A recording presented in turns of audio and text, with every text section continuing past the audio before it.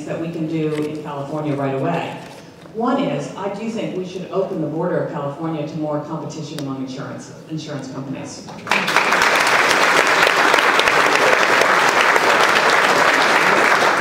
at what has happened with Anthem. Raising rates between 20% and 39%. That tells me I'm not for regulating that, I'm for providing more competition. I'm a free market person. And if you have more competition that offers more choice to consumers, a company wouldn't be able to get away with that kind of insurance increase. So I think that's something everyone can agree on. We should do that. We could lead the nation in that. Then we have to look at what are ways to reduce costs and incentivize good behavior. I was struck by Safeway. How many of you have watched what Safeway has done with not their union employees, but their the rest of their employees? It's fascinating. Are you a Safeway person? But you know. No, I'm not ready. I'm a gold. So it's remarkable. What Safeway did is they said, your contribution to your health insurance, if you are at Safeway, will be X. But if you lower your blood pressure to normal levels, if you don't smoke, and if you bring your BMI down to within normal range, we will actually reduce your premium that you pay as part of your work as an employee of Safeway. And at first, there was a lot of pushback. People didn't like it so much. There was, I don't know, I don't like how this works. But I think the amount, and I don't know it precisely, but I think the amount was about $1,200 that you could save each year if you stopped smoking, reduce your blood pressure, and lost weight. Well, guess what happened? You go to Safeway today, and in their lobby, it shows how many pounds their employees have lost. It's like 2 million pounds. Blood pressure is down, and smoking is down to the lowest rate they've seen in years. And here's the result. Safeway's total healthcare costs are flat for 5 years in this environment. And today, actually, the team is quite pleased with this healthcare. They love what it has done. They feel healthier. They're saving $1,200 a year, and this has actually been a big success. And so I think there's some lessons to be learned there. It's cost, it's quality, and so I think there's some things we could think about there. And I like your ideas about putting up different centers that can help people make smart decisions. So I think you're onto something there. All right, we're going to ask one from the back. Yes. Yes, since we are here in California, it's the majority of a lot of number of the immigrants. I'm one of them legally, but so far we have heard from the census, which is trying to get to everybody, so illegal and everything, and which is going to take quite a way of budgets and to support this group of people. I know that I've earned the right to be in this place, and how do you take this and how do you make this better?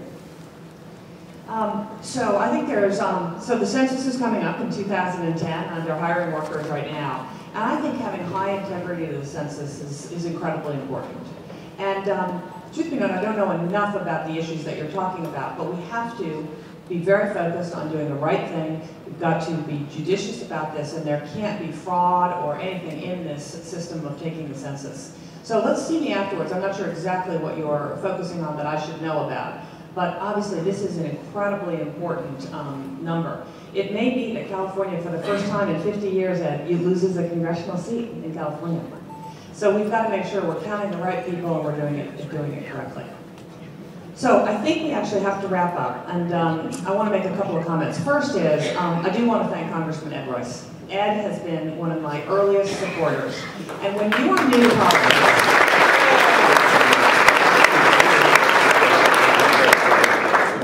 politics, the people who endorse your campaign early took a big risk in some ways.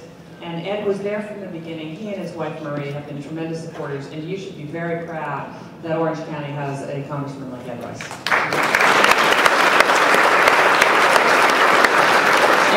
I know he's not your congressman, but you should still be proud. So let me wrap up by saying I'm just delighted that you came tonight. This was great fun for me and very interesting. And I am completely convinced that we can turn California around. We can once again be the Golden State. It will not be easy. It will be hard, but nothing worth doing ever is easy. And I think through focus, through dedication, through what I call the power of many, what we can do together, none of us can do alone. I saw that firsthand every single day at eBay. You know what? eBay, we built the trading platform, but it was the community of users that actually built the company. And we can take back California. But I can't do it without you. I need each and every one of your help. This is a big undertaking. And so we're building 3 coalitions, or really 4 coalitions that I'd like to talk to you about. And I'd love each and every one of your help. So here's what you can do. First is, you can go to the website. I'm proud of our website. You might imagine I have some of the access to the best technology talent in Silicon Valley. Sign up on the website. It's megwhitman.com. We'll send you email updates. We'll get you involved in the campaign. And then we need volunteers. You know how elections are won? Elections are won through grassroots activity. In the end, you have to turn out the voters right before the absentee ballot and on election day.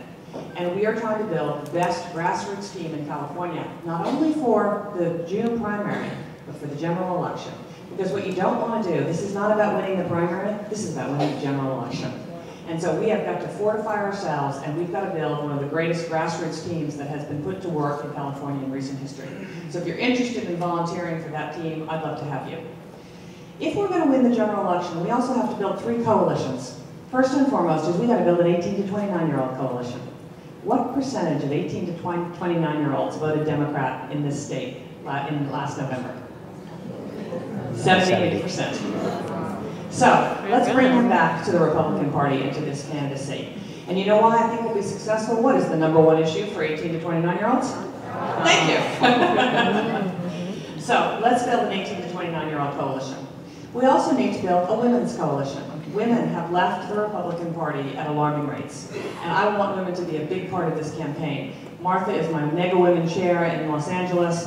We have, and I'm going to come on to that. And so we have a great women's coalition, and I'd like every single woman in this audience and the men who love them to join our coalition, which is called Mega Women. And then I want to build a Latino coalition. 20% of voters in California are Latino. And you know what's interesting? Latinos should have lots of affinity to Republican values and principles. Many Latinos are small business owners. The fastest growing component of people starting their businesses in California is Latinas. So we have started a Mega Women Latino coalition called Mega Mujeres. So if you're interested in any of those 4 coalitions, I'd love to have your help. And in the end, I'd love you to do one very simple thing, is tell 10 friends.